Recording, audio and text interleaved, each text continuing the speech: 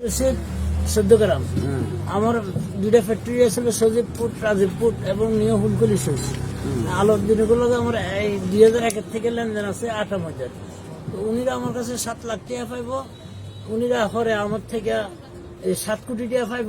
আমার একটা জায়গা আছে 14 গ্রাম, 120 শতক পুরসভার ভিতরে। ওরা 14 গ্রামের মেয়র এই মিজান এরার লগে যোগাযোগ করে পরে দখল করে লেছে। আলো জাফরের মালিক এবং কিছু সন্ত্রাসী লইয়া দখল করে রেছে। ওরা 5 লাখ টাকা দিয়ে আমার জায়গা দখল করে রেছে। আমার কাছে 32 লাখ টাকা ফানা করিয়া এ পর্যন্ত আজ 12-13 বছর কিছু করতে পারিনি। যেমন টায়ার পয়সা বেশি প্রশাসন দিয়া অত্যাচার করতেছে, হামলা মামলা দিতেছে। তো আমি জেলে আসলাম 8 বছর। তো এই অবস্থা এখন এরা বসতেছে, টাকা টুকা দিতেছে না। এখন কি চান আপনি? এখন আমার টাকা উদ্ধারের চাই।